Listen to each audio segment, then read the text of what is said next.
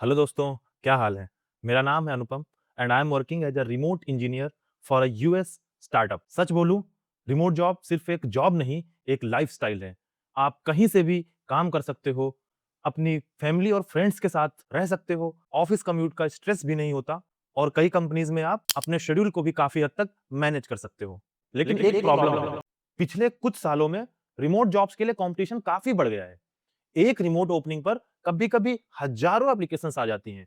इसीलिए सिर्फ resume upload करके अप्लाई बटन दबाने से काम नहीं चलेगा। लेकिन इसका मतलब ये बिल्कुल नहीं है कि रिमोट जॉब मिलना इम्पॉसिबल हो गया है। बस स्ट्रेटजी थोड़ी अलग हो गई है। इस वीडियो में मैं आपको वो प्रैक्टिकल टेक्निक्स बताऊंगा जो मैंने खुद यूज की हैं और जो मैंने दूसरे सक्सेसफुल कैंडिडेट्स को यूज करते देखा है। आज हम बात करेंगे कि आप अपना रिज्यूमे कैसे ऑप्टिमाइज करें, रेफरल्स और डायरेक्ट आउटरीच का सही तरीका क्या है और कैसे आप रिक्रूटर का अटेंशन पहले अटेम्प्ट में ग्रैब कर सकते हो। और इस वीडियो के एंड में मैं एक ऐसी निंजा टेक्निक शेयर करूंगा जो बहुत कम लोग यूज करते हैं, लेकिन अगर सही तरीके से इंप्लीमेंट करो तो रिमोट इंटरव्यू कॉल आने के चांसेस काफी बढ़ जाते हैं। तो चलिए बिना टाइम वेस्ट किए शुरू करते हैं।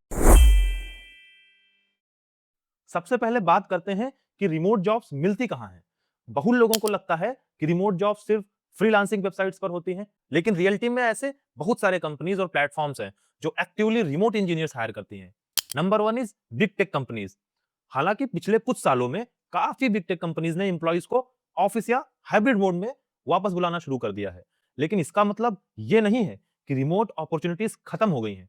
आज भी अटलासियन, एयरबीएनबी, ट्विलियो ऐसी कुछ कंपनीज हैं जो काफी सारे रोल्स के लिए रिमोट रोल्स ऑफर कर रही हैं। हाँ, ओपनिंग कम होती हैं और कंपटीशन ज्यादा होता है, लेकिन अगर आपका प्रोफाइल स्ट्रांग है तो डेफिनेटली ऐसे कंपनीज टारगेट करना चाहिए। Number two is AI startups. AI boom के बाद हजारों नए स्टार्टअप लॉन्च हुए हैं। कुछ जेन्युइनली कटिंग एज प्रोडक्ट्स बना रहे हैं और कुछ एग्जिस्टिंग एलएलएम के ऊपर एप्लीकेशन बिल्ड कर रहे हैं। इन स्टार्टअप्स की एक कॉमन चीज है, ये लीन टीम रखना पसंद करते हैं। इसीलिए ये दुनिया भर से बेस्ट टैलेंट हायर करते हैं और इसी वजह से इनमें रिमोट अपॉर्चुनिटीज काफी मिलती हैं। अगर आप एआई या बैकएंड इंजीनियरिंग में इंटरेस्टेड हो तो ये कंपनीज डेफिनेटली आपको एक्सप्लोर करनी चाहिए। Number three is US and European startups. सिर्फ एआई स्टार्टअप्स ही नहीं, बल्कि ई कॉमर्स, फिनटेक, सैस और बहुत सारे दूसरे डोमेन्स में भी US and European startups remote hiring करते हैं, स्पेशली स्मॉल और मीडियम साइज्ड स्टार्टअप्स में। मैं खुद भी एक यूएस स्टार्टअप में रिमोटली काम करता हूं। हमारी इंजीनियरिंग टीम में सिर्फ 10 इंजीनियर्स हैं और उनमें से मैं अकेला इंडियन हूं। अगर आप इंटरेस्टेड हो कि मुझे ये रिमोट जॉब कैसे मिली, मैंने इंटरव्यू कैसे क्रैक किया और पूरा प्रोसेस क्या था, तो कमेंट में जरूर बताना। मैं उसके ऊपर से एक डेडिकेटेड वीडियो बना दूंगा। Number four is gig platform. अगर आप फुल टाइम रिमोट जॉब के साथ साथ कॉन्ट्रैक्ट या फ्रीलांस वर्क भी एक्सप्लोर करना चाहते हो तो ट्यूरिंग, टॉपटेल, क्रॉसओवर जैसे प्लेटफॉर्म्स आपके लिए बहुत अच्छे ऑप्शन हैं। यहाँ शॉर्ट टर्म और लॉन्ग टर्म दोनों तरह के प्रोजेक्ट्स मिलते हैं और मेजॉरिटी अपॉर्चुनिटीज रिमोट ही होती हैं। ये प्लेटफॉर्म उन लोगों के लिए काफी यूजफुल है जो इंटरनेशनल क्लाइंट्स के साथ काम करना चाहते हैं या फिर रिमोट एक्सपीरियंस बिल्ड करना चाहते हैं। Number five is AI training jobs.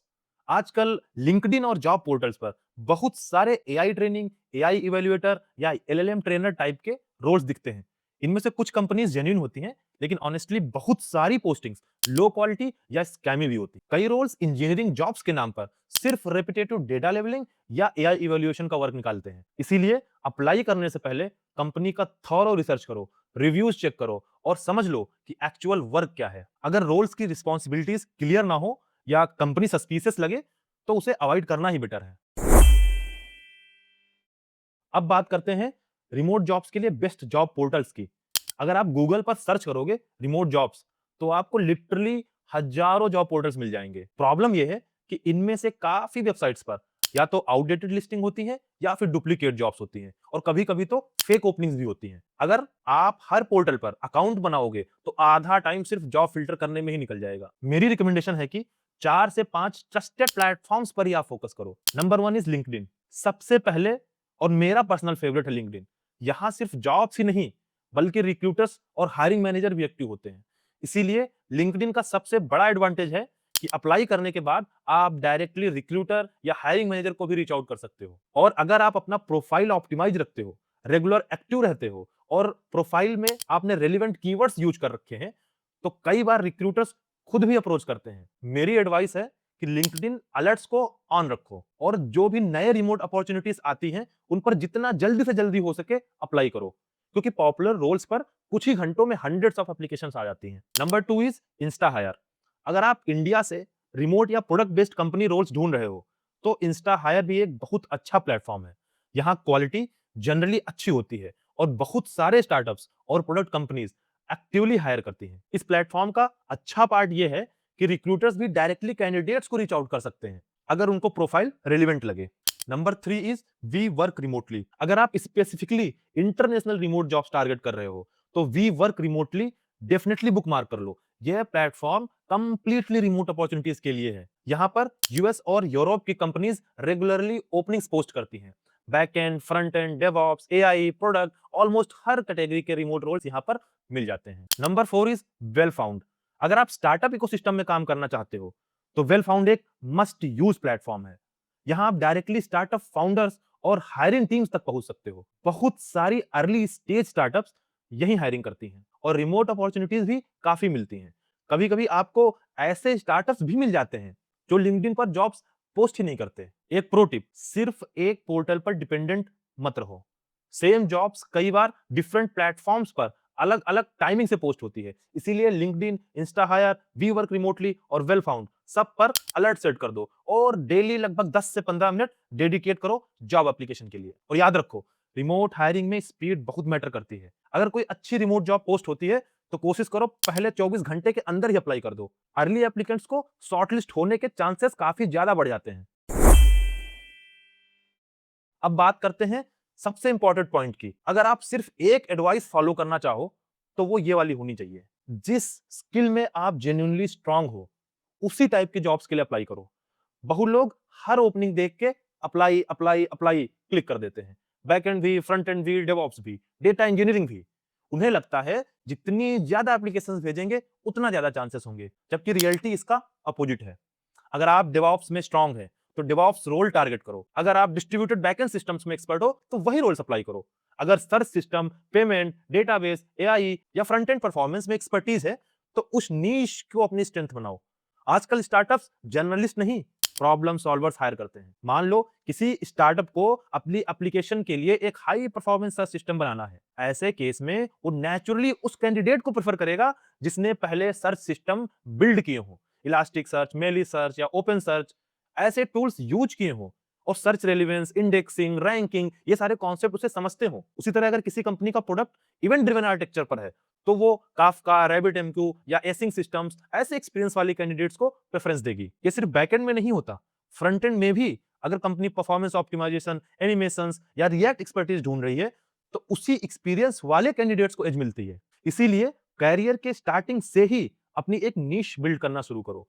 एक दो टेक्नोलॉजीज या प्रॉब्लम डोमेन्स चूज करो और उनमें इतना स्ट्रांग हो जाओ कि रिक्रूटर को रिज्यूमे देखते ही लगे, हाँ ये बंदा इसी प्रॉब्लम को सॉल्व करने के लिए परफेक्ट फिट है। और जब आपके पास प्रोजेक्ट्स और करंट जॉब एक्सपीरियंस उस नीश से अलाइन करते हैं तो इंटरव्यू कॉल मिलने और सिलेक्ट होने के चांस ऑटोमेटिकली काफी इंक्रीज हो जाते हैं। Depth usually beats breadth. थोड़ी बहुत हर चीज जानने से बेटर है कि एक या दो एरियाज में इतनी एक्सपर्टीज हो कि कंपनीज स्पेसिफिकली उस स्किल के लिए आपको हायर करना चाहें। अब बात करते हैं रिज्यूमे बिल्डिंग पे। रिमोट जॉब्स के लिए सिर्फ रिज्यूमे भेजना इनफ नहीं होता, कंपटीशन ग्लोबल होता है, इसीलिए आपको थोड़ा एक्स्ट्रा एफर्ट दिखाना पड़ेगा। सबसे पहली चीज, रिज्यूमे को हर जॉब के अकॉर्डिंग टेलर करो। एक ही जेनेरिक रिज्यूमे हर जगह मत भेजो। मान लो किसी कंपनी की जॉब डिस्क्रिप्शन में इवेंट ड्रिवन आर्किटेक्चर, काफका या एसिंग सिस्टम्स मेंशन है या उनका प्रोडक्ट ही इवेंट ड्रिवन आर्किटेक्चर पर बिल्ड है, तो रिक्रूटर को ये क्लियरली दिखना चाहिए कि आपने भी उस डोमेन में काम किया है। अगर आपके पास रेलेवेंट एक्सपीरियंस है लेकिन रिज्यूमे में वो हाईलाइट ही नहीं हो रहा तो रिक्रूटर को उसका पता कैसे चलेगा। और एक प्रॉब्लम जो ऑलमोस्ट हर एक्सपीरियंस डेवलपर के साथ होती है, हमारे पास इतने सारे प्रोजेक्ट्स और स्किल्स होते हैं कि सब कुछ एक रिज्यूमे में फिट ही नहीं होता। इसीलिए मेरा सजेशन है कि एक रिज्यूमे मत बनाओ, मल्टीपल वर्जन्स बनाओ। हर वर्जन में आपके कोर एक्सपीरियंस तो सेम रहेंगे लेकिन सेकेंडरी स्किल्स को रोल के हिसाब से चेंज करो। फॉर एग्जाम्पल, अगर रोल सर्च सिस्टम का है तो इलास्टिक सर्च, इंडेक्सिंग, कैशिंग और सर्च रिलेवेंस वाले प्रोजेक्ट्स को हाईलाइट करो। अगर बैकएंड डिस्ट्रीब्यूटेड सिस्टम का रोल है तो Kafka, event driven architecture, async programming, batch processing इन चीजों को प्रायोरिटी दो। अगर रोल डेटाबेस ड्रिवन है तो query optimisation, MongoDB, Postgres, indexing, performance optimisation, इन सारे प्रोजेक्ट्स को आप ऊपर रखो। इससे रिक्रूटर को पहले 20-30 सेकंड में ही लग जाएगा कि ये कैंडिडेट इसी रोल के लिए रेलिवेंट है। और एक सबसे इंपॉर्टेंट पॉइंट, रिज्यूमे में सिर्फ रिस्पॉन्सिबिलिटीज मत लिखो, इंपैक्ट लिखो। बहुत लोग लिखते हैं developed a search service using elastic search. ये टेक्निकली तो सही है, लेकिन इससे किसी को फर्क नहीं पड़ता। उसकी जगह आप कुछ ऐसा लिखो, implemented a high performance search service using Elasticsearch to query over 1 terabyte of data with 200 millisecond response times, reducing second page navigation by 95% by significantly improving first page search relevance। अब recruiter को एक ही line में scale, performance, business impact तीनों समझ आ जाता है। Remember, companies features के लिए पे नहीं करती, बिजनेस इंपैक्ट के लिए पे करती हैं। और आपका रिज्यूमे भी वही रिफ्लेक्ट करना चाहिए। वैसे मैंने रिज्यूमे बिल्डिंग पर एक डिटेल्ड वीडियो ऑलरेडी बना रखी है, जहां मैंने ATS friendly resume, impactful bullet points और रिज्यूमे ऑप्टिमाइजेशन ये सब कुछ स्टेप बाय स्टेप एक्सप्लेन किया है। अगर आप अपना रिज्यूमे इंप्रूव करना चाहते हो तो उस वीडियो को जरूर देखना, लिंक यहाँ आई बटन में मिल जाएगा। अब बात करते हैं निंजा टेक्निक की। जॉब पोर्टल्स पे सिर्फ अप्लाई करके मत रुक जाओ। जिस एचआर या हायरिंग मैनेजर ने जॉब पोस्ट की है, उन्हें डायरेक्टली रीच आउट भी करो। मैं एक ऐसे पर्सन को जानता हूं जिसने एक सॉलिड केस स्टडी बनाई और डायरेक्टली सीटीओ को सेंड की। उस एफर्ट की वजह से उसे सीटीओ ऑफिस में रोल मिल गया। रोल बिजनेस सेंट्रिक था, लेकिन लेसन यही है कि अगर आप एक्स्ट्रा एफर्ट दिखाओगे तो लोग उसे नोटिस जरूर करते हैं। रीच आउट करते वक्त एक चीज का ध्यान रखो, generic chat GPT generated message मत भेजो। अपना मैसेज जॉब डिस्क्रिप्शन के हिसाब से टेलर करो। कंपनी क्या ढूंढ रही है, तुम्हारे एक्सपीरियंस का कौन सा पार्ट रेलिवेंट है और तुम उनके लिए वैल्यू कैसे क्रिएट कर सकते हो, ये सब क्लियरली मेंशन करो। बहुत सारे स्टार्टअप्स कवर लेटर भी मांगते हैं और ऑनेस्टली डायरेक्ट मैसेज और कवर लेटर उनका पर्पस ऑलमोस्ट सेम ही होता है, ये दिखाना कि तुमने कंपनी और रोल को समझने के लिए एफर्ट कितना किया है। एक और चीज जो बहुत लोग इग्नोर करते हैं, एग्जिस्टिंग एम्प्लॉयज से रेफरल लेना। जिस कंपनी में आप अप्लाई कर रहे हो, लिंक्डइन पर देखो कि वहां कोई काम करता है। अगर कोई आपके कॉलेज का है, प्रीवियस कंपनी का है या किसी म्यूचुअल कनेक्शन से कनेक्टेड है, तो उन्हें पोलाइटली रीच आउट करो और रेफरल के लिए रिक्वेस्ट करो। रीजन सिंपल है, रेफरल बेस्ड एप्लीकेशंस को कंपनीज जनरली हायर प्रायोरिटी देती हैं। रिक्रूटर्स के पास हर ओपनिंग के लिए हंड्रेड्स या कभी-कभी थाउजेंड्स ऑफ एप्लीकेशन आती हैं। ऐसे में रेफरल एक ट्रस्ट सिग्नल की तरह काम करता है। इसका मतलब ये नहीं है कि रेफरल से जॉब गारंटी हो जाती है, लेकिन आपकी प्रोफाइल देखने के चांसेस डेफिनेटली काफी बढ़ जाते हैं। लेकिन रीच आउट करते टाइम एक मिस्टेक मत करना, randomly hi please refer me, hello please refer me, ये मत भेजना।